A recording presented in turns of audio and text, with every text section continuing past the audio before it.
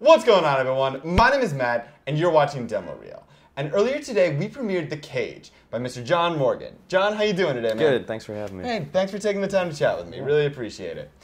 And if you haven't seen The Cage yet, you're definitely going to want to leave and watch it, because very big spoiler warning here. I'm going to put a link to it in the upper right-hand corner of this video. So if you're still here, we're going to get into it. It's right up there. Yeah, right here. So, John, to start off with maybe the most cliched question in the film industry, what was your inspiration for this film?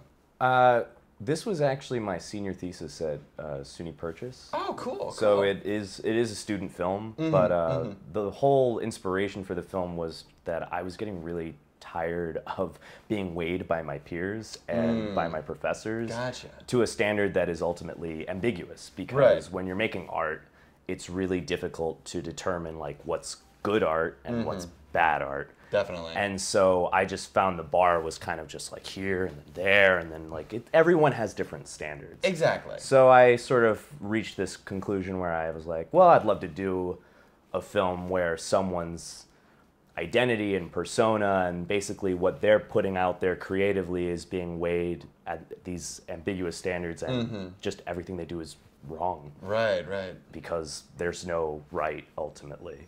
Yeah, for sure. And it's interesting you say that, you know, it's like what's good and what's bad art. You know, that's something I felt for a long time. I kind of gained this opinion when I was working in the music industry. It's like there's no such thing as good or bad music or film or anything. It's what you like, what I like. Yeah.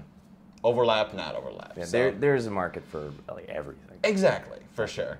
And it's interesting, like I kind of got something else from it. And maybe you were kind of touching on this too, but to me this film seemed about subverting or challenging expectations about like yourself, people, scenarios. Like for example, when I first watched it, I thought it was gonna go in a much different direction. Like I hate to say it, but like the Richard Photographer, I was just like, oh, he is the creepiest motherfucker I have ever seen in my life. It's gonna be that, but after a while, it kind of seemed like he was trying to like challenge her a little bit. He was. You know, yeah, like I kind of saw him as like J.K. Simmons in Whiplash. Like, you know, he's being tough on her, but it's like, look, I know you got something, but you got to give something. Yeah. But then ultimately, he does kind of unearth that he is really that sadistic and manipulative by the end. And so even though there is that ultimate lesson to be learned, or one that he's teaching, he has his own motivation. Yeah, for sure. That was another thing. But would I be correct in assuming the Cage is like these standards that you think you're supposed to be barred by, or like your expectations? Is that kind of an interpretation, or? I mean, that's a fair interpretation. I really sort of sought to make the film allegorical. You know, that they're two rats in a cage together. And, you know, we're going to sort of see them combat. So it's a power play. Definitely. And I actually had never made a film like that before. Everything that I had done prior to that, when I was in college and then even before school, was always like I was doing a lot of homages to exploitation B movies that I've been very highly influenced by, and doing a lot of heavy action and horror. But this time around, I decided very firmly that I wanted to do something that was dramatic and very personal. Was there a specific reason you wanted to do that, or you just like something different? Something different entirely, you know. And also, I'm a very passionate storyteller. I enjoy and appreciate drama and what it can deliver in narrative filmmaking. Right. So that I hadn't attempted or even challenged myself to do that yet just felt like the next logical step for me as a storyteller. Right, for sure, for sure. So what were some of the challenges that you encountered when making this film, and how did you circumvent them? Wow. So many. There were so many things in the way. I can imagine. Yeah, so because, of course, it was a student film, there was a deadline for getting into production and having everything finished. So that was one challenge, but another challenge became that my actress, Eunice Hong, had a very limited window for when she was available. Ooh, so really? The whole film was shot in like 5 days. Gotcha. And I don't even know if it was maybe even a shorter schedule than that. Maybe it'd been like 3 days, but I don't really remember. It's a blur. It's a blur. But when I shot the film initially after Principal, I didn't have any reshoots scheduled. I had one extra day where we went out to Brooklyn and we shot the opening and the ending of the film of her outside of the building. Right. And the bigger challenge was just that when I finished shooting Principal and I brought everything to the editing room and I cut things together and I showed it to my class, I found that the message and the moral that I wanted to sort of conclude the film with wasn't getting across the way that I had scripted it originally.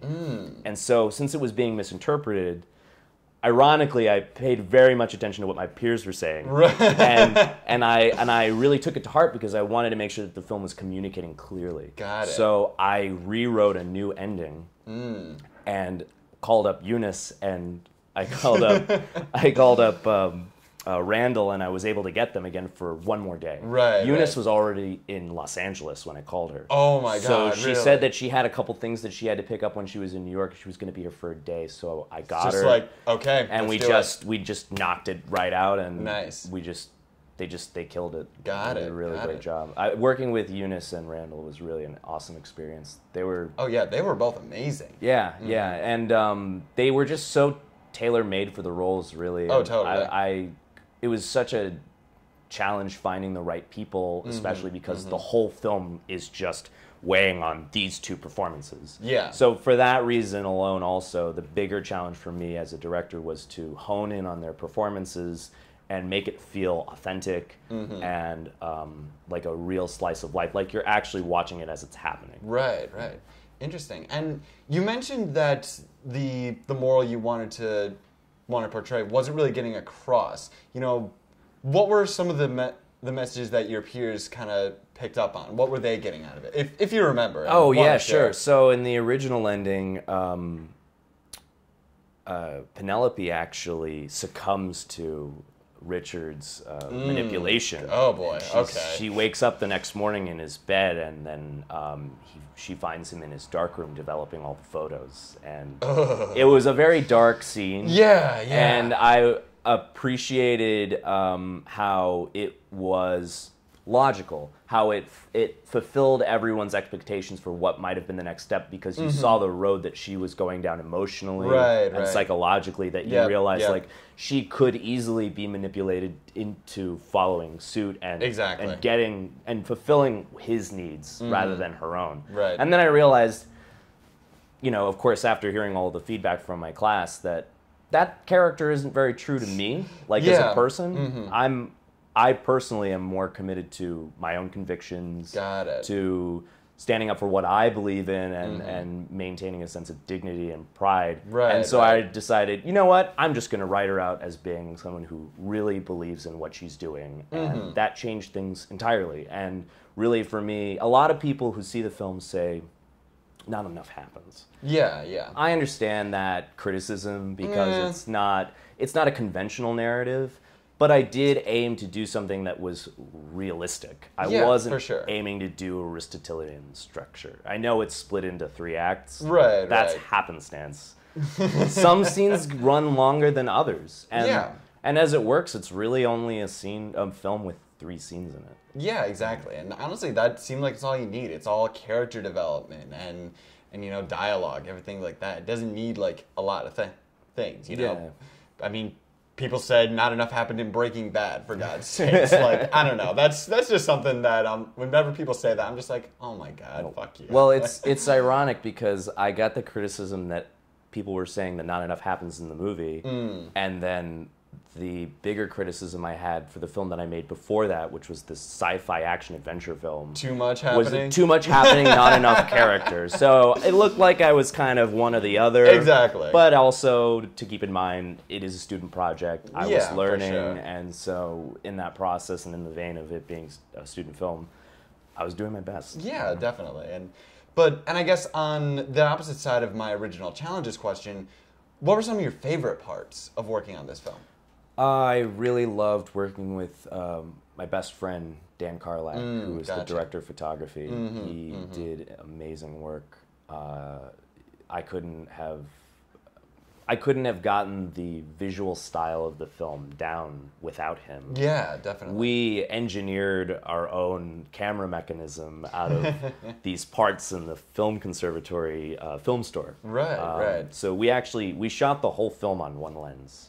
Really? Yeah, we shot the whole film using the HPX. Got it. With a Letus ground glass filter and a coupler that was paired with a 16mm anamorphic projector lens. Interesting. So we were able to get that wide frame cinemascope look, and it is actually shot in anamorphic. Right. Rather than us actually just cropping in on a full frame camera, I wanted to shoot authentic anamorphic. So there's a lot of distortion, and then of course on the edges of the frame there's also, throughout the whole movie, there's vignetting. And I wanted that ultimately because I wanted it to feel like you were peering in on something that no one was allowed to see. Right. That was very private because it's just these two people. And, yeah. And of course Richard being a very private person and her kind of stepping into his world, you always get the sense that she's being peered in on by us or possibly even by Richard. And I liked how that created this really sick tone throughout the visuals. And then, of course, because we were shooting with the ground glass filter rotating in front of the camera, we were able to get the grain look, and that helped when we were shooting 720 progressive to help soften the pixelization and maintain a very interesting grainy look. So there's actually like no square pixels in the film. So even as things, you know, change or vary in resolution when you watch it on monitors, like you'll never get square pixels out of it succinctly unless you're watching a very compressed version. Cool. So the film, even though it's shot in 720, like still stands up as being a really interesting sort of look. And I hadn't really seen anything that looked like it. Right. Dan and I, one night we were talking, and you know, I said like, I really want something that looks cool. Like, I really want something that looks original. And that is really like aiming for the moon, especially like a student film is an original thing. So he told me about this experiment that a freshman had conducted when he went out into Death Valley, and he'd taken a 16mm Bolex camera and retrofitted an anamorphic projector lens that they had in the film store to the camera and shot in an anamorphic in 16. And I was like, how could we fit that to a regular camera and just shoot like that? Yeah. And Dan, he figured it out. He's such a whiz. Man, he's a genius. Like, that's awesome. Yeah. If anyone needs a DP, he's looking, I guess. Dan Karlak is your man. You should absolutely hire him. Definitely. So, John, what's on the horizon?